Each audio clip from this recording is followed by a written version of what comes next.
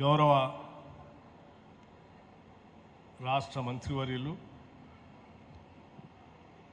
హైదరాబాద్ జిల్లా ఇన్ఛార్జ్గా కూడా ఉన్నటువంటి మిత్రులు శ్రీ పొన్నం ప్రభాకర్ గారికి, గౌరవ రాష్ట్ర మంత్రివర్యులు శ్రీమతి సీతక్క గారికి, రాష్ట్ర సంగీత నాటక అకాడమీ చైర్మన్ శ్రీమతి అలేఖ్య గారికి, అట్లాగే ఇక్కడికి వచ్చినటువంటి సంగీత విద్వాంసులందరికీ, అట్లాగే ఈ కార్యక్రమంలో ఇక్కడ పాల్గొనడానికి ఇక్కడికి చేసిన కళాకారులందరికీ, పాత్రికేయ మిత్రులకి అందరికి కూడా ముందుగా నా హృదయపూర్వకమైనటువంటి నమస్కారాలు తెలియజేస్తూ ఉన్నాను.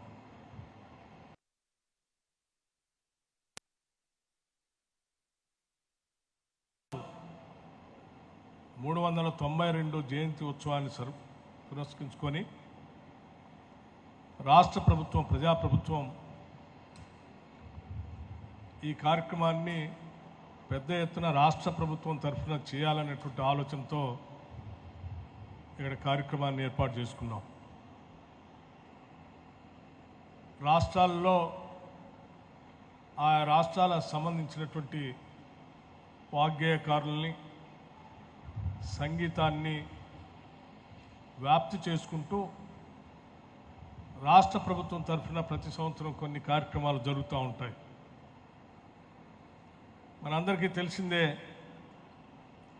తిరువాయూరులో త్యాగరాజ ఆరాధనోత్సవంలాగా ప్రతి సంవత్సరం చూస్తూ ఉంటాం, వింటూ ఉంటాం. అట్లాగే మన తెలంగాణ రాష్ట్రానికి కూడా ఉన్నటువంటి ప్రముఖ వాగ్గేయకారుడు భక్త రామదాస్ గారి వారి జయంతిని పురస్కరించుకొని రాష్ట్ర వ్యాప్తంగా ఉన్నటువంటి సంగీత కళాకారులందరినీ కూడా పిలిచి పెద్ద ఎత్తున ఉదయం నుంచి సాయంత్రం వరకు ఈ ఆరాధన ఉత్సవ కార్యక్రమాలని జరపాలని రాష్ట్ర ప్రభుత్వ ఆలోచన మేరకు సంగీత నాటక అకాడమీ చైర్మన్ గారు అలేఖ్య గారు ఈ కార్యక్రమాన్ని బాధ్యతగా తీసుకొని నిర్వహిస్తున్నందుకు రాష్ట్ర ప్రభుత్వం తరఫున వారిని నేను ప్రత్యేకంగా అభినందిస్తూ ఉన్నాను. అట్లాగే ఈ కార్యక్రమంలో ఈరోజు అనేక మంది విద్వాంసులు, ఒకప్పుడు ఆనాటి ఉమ్మడి ప్రభుత్వానికి రాష్ట్ర ప్రభుత్వ ఆస్థాన విద్వాంసులుగా ఉన్నటువంటి పెద్ద ఎల్లా వెంకటేశ్వరరావు గారు పద్మశ్రీ గ్రహీతలు, అట్లాగే శ్రీమతి శోభారాజు గారు, అట్లాగే హైదరాబాద్ బ్రదర్స్ రాఘవాచార్యులు, హైదరాబాద్ సిస్టర్ శ్రీమతి హరిప్రియ, శ్రీమతి శేషులత గారు, శ్రీమతి ప్రేమామూర్తి గారు, శ్రీమతి కోవెల శాంత గారు, శ్రీ డివి కృష్ణ మోహన్ కృష్ణ గారు లాంటి వాళ్ళు ఉద్దండులు ఈ కార్యక్రమంలో పాల్గొనటం నిజంగా మన అందరం సంతోషించదగినటువంటి అంశంగా నేను భావిస్తూ ఉన్నాను. ఈనాడు వారే కాకుండా ఎదురుగా కూర్చున్నటువంటి వాళ్ళందరూ కూడా వారి వారి స్థాయిలో ఒక గొప్ప విద్వాంసులుగా ఎదిగే క్రమంలో ఈరోజు మీరంతా ఉన్నారని చెప్తాను కూడా నేను చాలా సంతోషిస్తూ ఉన్నాను. ఈ భక్తిరస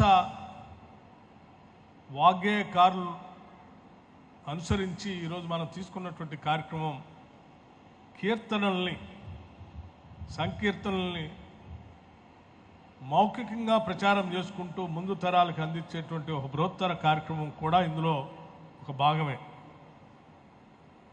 సరే, భక్త రామదాస్ గారు మా అదృష్టం, వారు పుట్టినటువంటి జిల్లాలోనే మేము ఆ జిల్లా నుంచి ప్రాతినిధ్యం వహిస్తున్నాం. ఖమ్మం జిల్లా నుంచి నేలకొండపల్లిలో పుట్టినటువంటి కంచర్ల గోపన్న గారు ఆనాటి కులీ కుతుబ్ షాహీ ప్రభుత్వంలో ఒక ప్రముఖ తహసీల్దార్గా భద్రాచల పరిసర ప్రాంగణంలో ఉద్యోగాన్ని నిర్వర్తిస్తూ అక్కడ ఉన్నటువంటి భక్త రామదాసు, దమ్మక్క, అక్కడ ఉన్నటువంటి రాముడు దమ్మక్క వాళ్ళందరి ఆలోచనలకు అనుగుణంగా ప్రజలు రాముడి మీద ప్రేమను పెంచుకున్న విధానాన్ని వారు కూడా అందులో పూర్తిగా లోనై అక్కడ భద్రాచల సీతారామచంద్ర స్వామి వారి ఆలయాన్ని నిర్మించినటువంటి చరిత్ర మనందరికీ తెలిసిందే.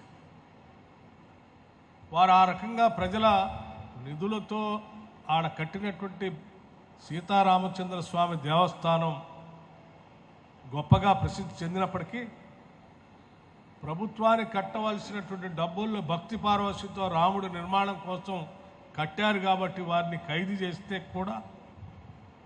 చేస్తే కూడా వారి భక్తిని వదిలిపెట్టకుండా కీర్తనల రూపేణ దాశరథి కీర్తనల్ని పెద్ద ఎత్తున చివరికి జైల్లో ఉండి కూడా గోల్కొండ కోటలో జైల్లో ఉండి కూడా సంకీర్తనలు చేసినటువంటి విషయం మనందరికీ తెలిసినటువంటి చరిత్ర.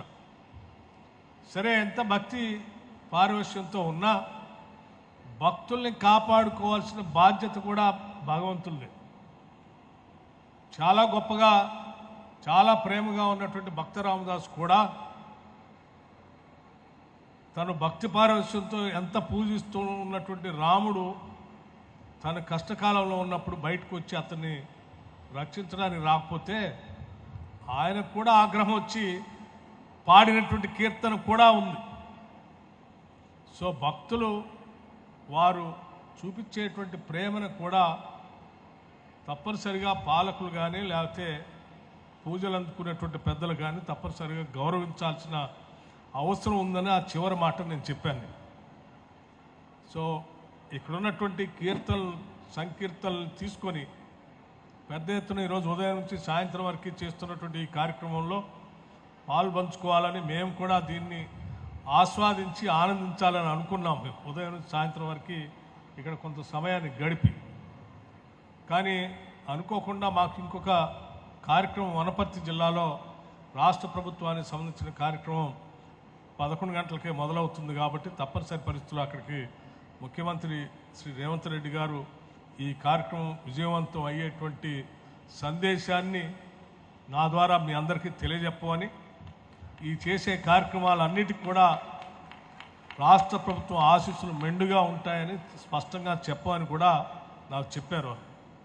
సో మీ అందరికీ సంగీత కళాకారులకి యావత్ తెలంగాణ రాష్ట్రంలో ఉన్న సంగీత కళాకారులకి సంగీత ప్రేమికులకి అందరూ కూడా చెప్తా ఉన్నాం, ఈ రాష్ట్ర ప్రభుత్వం కళల్ని పెద్ద ఎత్తున ప్రోత్సహిస్తుంది. కళల్ని ముందుకు తీసుకుని పోయేటువంటి వారి అందరికి కూడా ప్రోత్సహించడానికి కావాల్సినటువంటి వసతులు కూడా ఏర్పాటు చేస్తుందని చెప్పడానికి చాలా సంతోషిస్తూ ఉన్నాం.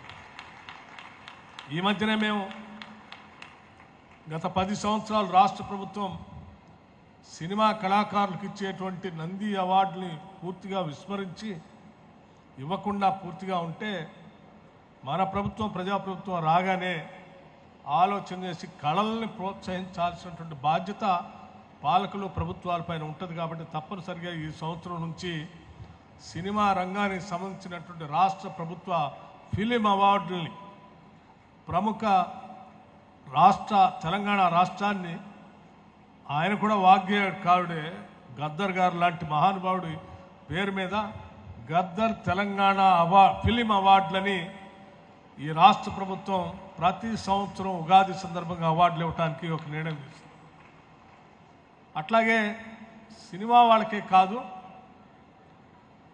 మరి నాటకాలు వేసేటువంటి వాళ్ళు, డ్రామా నాటకాలు వేసేటువంటి వాళ్ళకు కూడా ఈ రాష్ట్ర ప్రభుత్వ అవార్డులు ఇవ్వాలి అని చెప్పి సంగీత నాటక అకాడమీ చైర్మన్ గారు రాష్ట్ర ప్రభుత్వ దృష్టికి తీసుకొని వస్తే ఆ ఫిలిం అవార్డుతో పాటు ఈ సంగీత నాటక అకాడమీలో ఉన్నటువంటి వాళ్ళందరినీ ప్రోత్సహించడానికి రాష్ట్ర వ్యాప్తంగా నాటక పోటీలు పెట్టి వాళ్ళకు కూడా ఈ రాష్ట్ర ప్రభుత్వ అవార్డులు ఇవ్వాలని చెప్పి రాష్ట్ర ప్రభుత్వం నిర్ణయం చేసిందని చెప్పడానికి కూడా ఈ సందర్భంగా మీ అందరికీ మనవి చేస్తూ సంతోషిస్తూ ఈ కార్యక్రమంలో పాల్పంచుకున్నటువంటి మీ అందరికీ మరొక్కసారి నా హృదయపూర్వకమైనటువంటి అభినందనలు తెలియజేస్తూ, మీరందరూ ఆ భగవంతుడు మీకు ప్రసాదించినటువంటి ఈ గొప్ప కళని, గాత్రం, కళలు, వాద్యం, సంగీతం ఇవన్నీ కూడా అందరికీ వచ్చే కాదు. కొద్ది మందికి మాత్రమే సొంతం. అలా సొంతంగా ఉన్నటువంటి వాళ్ళు మీరంతా కూడా ఆ భగవంతుడు మీ అందరినీ బాగా ఆశీర్వదించినట్టుగా నేను భావిస్తూ, ఆయన ద్వారా సంక్రమించినటువంటి ఈ ఆస్తిని ప్రజలకు అందిస్తూ మీరు ప్రముఖంగా వెలుగొందాలని చెప్పి నేను మనస్ఫూర్తిగా కోరుకుంటూ సెలవు తీసుకుంటున్నాను. జై హింద్. నమస్కారం.